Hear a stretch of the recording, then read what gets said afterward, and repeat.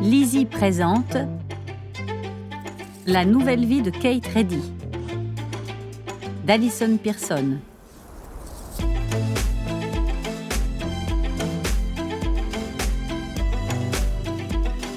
Lu par Hélène Babu.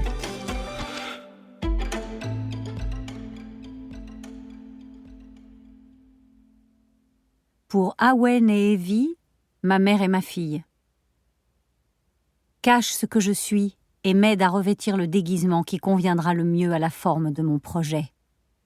William Shakespeare, La nuit des rois. Personne ne vous prévient que vous allez vous déplumer du pubis. Whoopi Goldberg. Prologue. Compte à rebours avant invisibilité. J-6 mois et 2 jours. Le plus drôle, c'est que vieillir ne m'avait jamais inquiété. La jeunesse n'avait pas été si tendre avec moi que sa disparition me dérange outre mesure. Je pensais que les femmes qui montaient sur leur âge étaient superficielles et se berçaient d'illusions. Pourtant, j'avais aussi ma part de vanité. Tout en sachant que les dermatologues avaient raison quand ils disaient que n'importe quelle crème hydratante premier prix valait autant que tous ces élixirs de jeunesse dans leur conditionnement de luxe, j'achetais quand même les plus chers. Simple précaution. J'étais une femme riche et compétente qui voulait juste avoir l'air bien pour son âge. Point.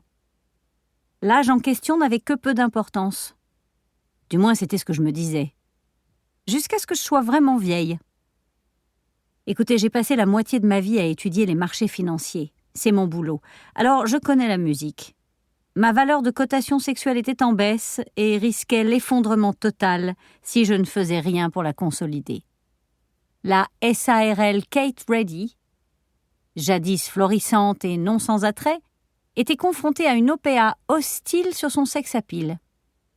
Et pour ne rien arranger, cette triste vérité m'était durement rappelée jour après jour par la présence d'un marché émergent sous mon propre toit. La cote de féminité de ma fille adolescente était en plein boom, alors que la mienne déclinait. C'était parfaitement dans l'ordre des choses et j'étais très fière de ma magnifique progéniture, vraiment. Mais cette prise de conscience pouvait parfois être douloureuse, et même atrocement douloureuse. Comme le matin où, dans le métro, j'avais croisé le regard d'un type qui avait la même coiffure luxuriante et folâtre que Roger Federer. A-t-on jamais fait mieux? Et je jure qu'il y a eu une étincelle de quelque chose entre nous. Un frisson d'électricité statique, un frémissement de drague. Juste avant qu'il ne se lève pour me laisser sa place. Pas son numéro de portable, sa place. Trop de la loose, comme dirait Émilie. Le fait qu'il ne me juge même pas digne d'intérêt m'avait fait l'effet d'un coup de poignard. Hélas, la jeune femme exaltée qui continue à vivre à l'intérieur de moi et qui avait bel et bien cru que Roger flirtait avec elle, n'a toujours pas compris. Dans sa tête, elle se voit encore telle qu'avant, et elle présume que c'est aussi comme ça que la voit le reste du monde.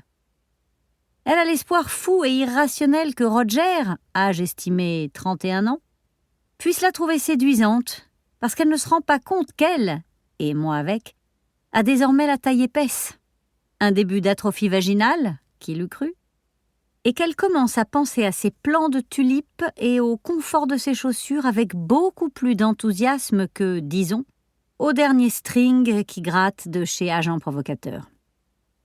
Le radar érotique de Roger avait sans doute détecté sous mon pantalon la présence d'une confortable culotte chère. Mais dans l'ensemble, franchement, je ne m'en sortais pas si mal. J'avais négocié sans trop de dégâts la flaque d'huile sur la route qu'est le cap des 40 ans. Malgré une légère perte de contrôle, je n'avais surtout pas freiné pendant le dérapage, comme les moniteurs d'auto-école vous le conseillent. Et après ça, les choses s'étaient plutôt bien passées. Non, mieux que plutôt bien. J'avais à mon actif la sainte trinité de la quarantaine. Un bon mari, une jolie maison, des enfants super.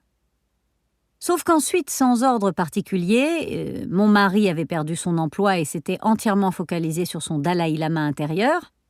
Il n'allait plus gagner d'argent pendant 2 ans, le temps de suivre une formation pour se reconvertir en psy. Oh joie!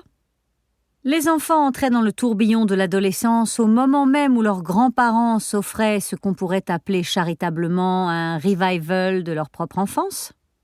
Ma belle-mère s'achetait une tronçonneuse avec une carte de crédit volée. Beaucoup moins marrant que ça en a l'air. Juste après s'être remise d'une crise cardiaque, ma mère glissait et se cassait la hanche. J'avais l'impression moi-même de perdre la tête.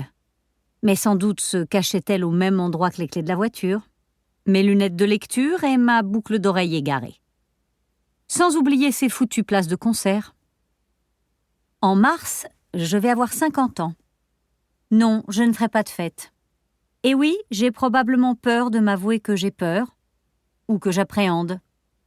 Je ne sais pas très bien comment appeler ça, mais ce qui est sûr est que ça ne me plaît pas.